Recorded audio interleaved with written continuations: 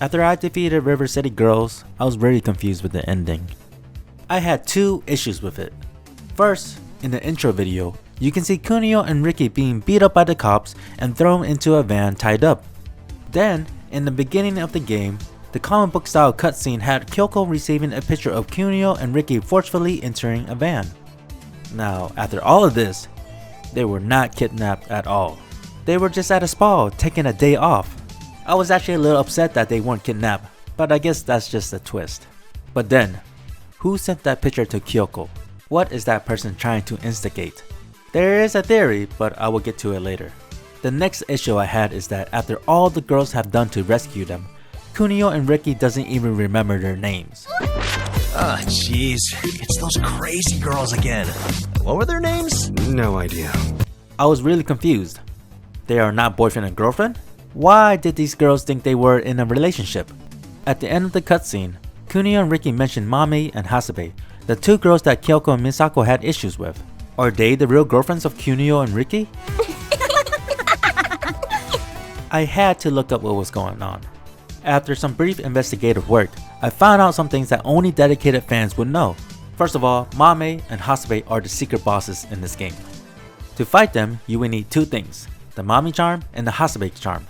To get the Mame charm, you will need to beat the original final boss. Then you can get the Hasebe charm by breaking all the Sabu statues. If you equip these two charms and enter in the final boss room, you will face off with Mame and Hasebe. Yeah, you guys dated them for like one 16-bit game. It wasn't even released in the USA! What the fuck? Was I just playing the psycho girlfriends that can't take a hint that they are not in a real relationship? Researching a little more, I realized Mame and Hasebe are the real love interests of Kunio and Ricky. It's a little mind-blowing. Then people consider this game as non-canon and not really part of the real story. I just have to accept that these girls are just delusional in this non-canon world. Then going back to the first issue I had, I have to wonder about the text message that Kyoko received in the beginning of the game. Why did someone send that to her? I read online that someone thinks it was Godai that sent it.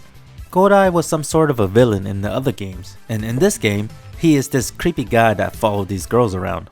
I've been watching you two. He knew a little bit too much about these girls, popping up wherever these girls went. Okay, you mentioned they were talking to someone creepy looking. No, we didn't, actually. How did you? Well, you know, word gets around. So he could be the mastermind behind all of this, forcing the girls to defeat people he didn't like.